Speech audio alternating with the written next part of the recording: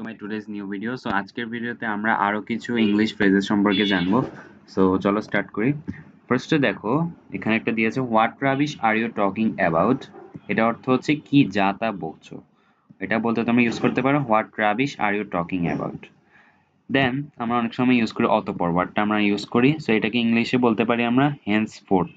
কি বলতে পারি আমরা? হেন্সফোর্থ। দেন আমাদের থার্ডটা বলছে tell me the matter frankly, মানে হচ্ছে বিষয়টা আমাকে খুলে বলো। সেটাকে আমরা বলতে পারি tell me the matter frankly. Then আমরা যদি বলতে চাই চলুন আরম্ভ করি, তখন আমরা অনেক সময় বলতে পারি লেটস স্টার্ট, বাট অ্যাডভান্স ইংলিশে আমরা এটাকে বলতে পারি লেটস কিক অফ। কি বলতে পারি আমরা? Let's kick off. দেন আমরা যখন বলতে চাবো এটা সহজ, আমরা বলতে পারি ইটস ইজি, বাট অ্যাডভান্স ইংলিশে আমরা এটাকে বলতে পারবো it's a piece of cake. Okay. Then আমাদের বলছে যে আমি ক্লান্ত, এটা আমরা বলতে পারি I am tired, but advance ইংলিশে আমরা এটাকে বলতে পারি আই এম এক্সহস্টেড। ওকে।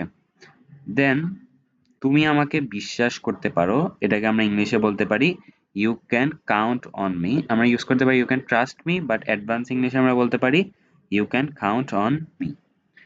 দেন আমাকে ক্ষমা করুন, এটা আমরা বলতে পারি pardon me. Okay. Then second last it doesn't bother me, মানে হচ্ছে আমি পাত্তা দেই না। অনেক সময় বলতে পারি আমরা এই জিনিসটা পাত্তা দিই না, so it doesn't bother me. Then at last আমাদের দিয়েছে এটা দামি, আমরা বলতে পারি ইটস এক্সপেন্সিভ, বাট আমরা অ্যাডভান্স ইংলিশে এটাকে বলতে পারি it cost an arm and a leg.